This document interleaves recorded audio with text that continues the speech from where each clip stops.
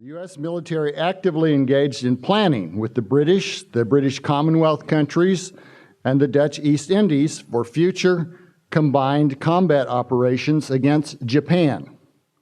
Most important, the U.S. government engaged in a series of increasingly stringent economic warfare measures that pushed the Japanese into a predicament that the U.S. authorities well understood would probably provoke them to attack U.S. territories and forces in the Pacific region in a quest to secure essential raw materials that the Americans, British, and Dutch, government in exile, had embargoed. Consider these summary statements by George Victor. And by the way, George Victor is by no means a Roosevelt basher, and it's the other way around. He greatly admires Roosevelt and entirely approves of the actions Roosevelt took to bring the United States into the war. So that's why I think he makes a good source for my purposes. You know, he didn't set out to provide grist for my mill. He has a very nice book, however, called The Pearl Harbor Myth, which I believe is completely honest and well done in its documentation. I'm going to read a long excerpt from that book by George Victor. Roosevelt had already led the United States into war with Germany in the spring of 1941, into a shooting war on a small scale. From then on, he gradually increased U.S. military participation. Japan's attack on December 7 enabled him to increase it further and to obtain a war declaration. Pearl Harbor is more fully accounted for as the end of a long chain of events. Roosevelt told his ambassador to France, William Bullitt, that U.S. entry into war against Germany was certain, but must wait for an incident, which he was confident the Germans would give us. Establishing a record in which the enemy fired the first shot was a theme that ran through Roosevelt's tactics. He seems eventually to have concluded, correctly as it turned out, that Japan would be easier to provoke into a major attack on the United States than Germany would be. Still reading from George Victor, the claim that Japan attacked the United States without provocation was typical rhetoric. It worked because the public did not know that the administration had expected Japan to respond with war to anti-Japanese measures it had taken in July 1941.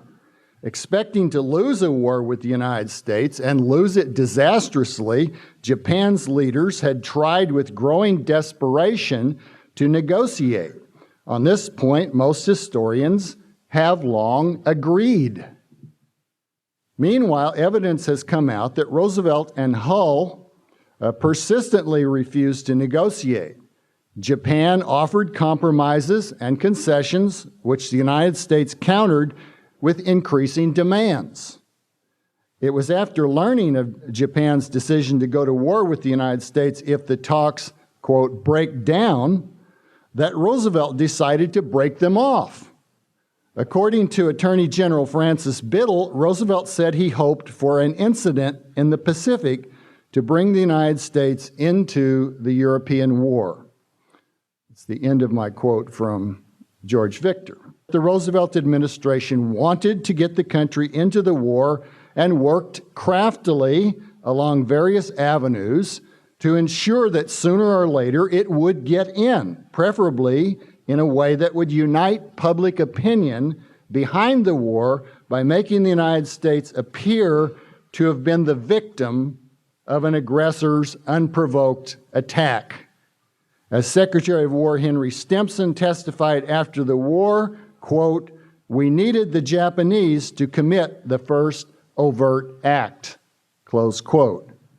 At present, however, 70 years after these events, probably not one American in 1,000, maybe not one in 10,000, has an inkling of any of this history. So effective has been the pro-Roosevelt, pro-American, pro-World War II faction that in this country it has utterly dominated teaching and popular writing about U.S. engagement in the so-called Good War. Because Japan has few natural resources, many of its burgeoning industries had to rely on imported raw materials, such as coal, iron ore or steel scrap, tin, copper, bauxite, rubber, and petroleum. Without access to such imports, many of which came from the United States or from European colonies in Southeast Asia, Japan's industrial economy would have ground to a halt. When Franklin D. Roosevelt became president in 1933, the U.S. government fell under the control of a man who disliked the Japanese and harbored a romantic affection for the Chinese because, some writers have speculated, Roosevelt's ancestors had made money in the China trade.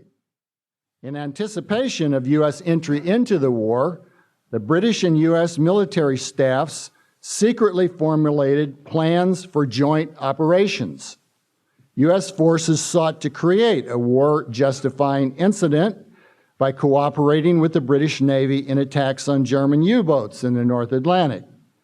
But Hitler refused to take the bait, thus denying Roosevelt the pretext he craved for making the United States a full-fledged declared belligerent, a belligerence that the great majority of Americans opposed. The Roosevelt administration, while curtly dismissing Japanese diplomatic overtures to harmonize relations, accordingly imposed a series of increasingly stringent economic sanctions on Japan. In 1939, the United States unilaterally terminated the 1911 commercial treaty with Japan. On July 2, 1940, Roosevelt signed the Export Control Act, authorizing the president to license or prohibit the export of essential defense materials.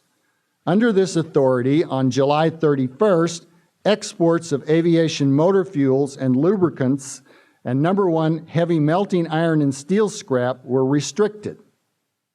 Next, in a move aimed at Japan, Roosevelt slapped an embargo effective October 16 on all exports of scrap iron and steel to destinations other than Britain and the nations of the Western Hemisphere.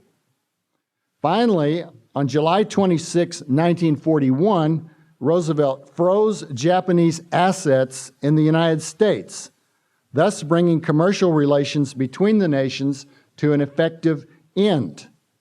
1 week later, Roosevelt embargoed the export of such grades of oil as were still in commercial flow to Japan. The British and the Dutch followed suit, embargoing exports to Japan from their colonies in Southeast Asia. Roosevelt and his subordinates knew they were putting Japan in an untenable position and that the Japanese government might well try to escape the stranglehold by going to war. Having broken the Japanese diplomatic code, the American leaders knew, among many other things, what Foreign Minister Toyota had communicated to Ambassador Nomura in July 31st. I read from that message, "Commercial and economic relations between Japan and third countries, led by England and the United States, are gradually becoming so horribly strained that we cannot endure it much longer. Consequently, our empire, to save its very life, must take measures to secure the raw materials of the South Seas." Close quote.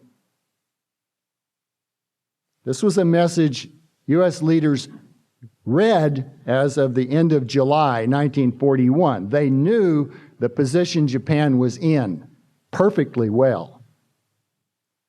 Because American cryptographers had also broken the Japanese naval code, the leaders in Washington also knew that Japan's measures would include an attack on Pearl Harbor. Yet they withheld this critical information from the commanders in Hawaii, who might have headed off the attack or prepared themselves better to defend against it. That Roosevelt and his chieftains did not ring the tocsin makes perfect sense. After all, the impending attack constituted precisely what they had been seeking for a long time.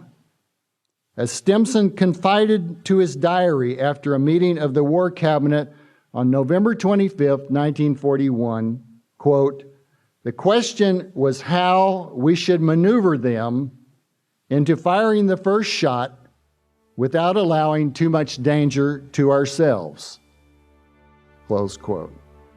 After the attack occurred, Stimson confessed that, quote, "My first feeling was of relief, that a crisis had come in a way which would unite all our people." Thank you very much.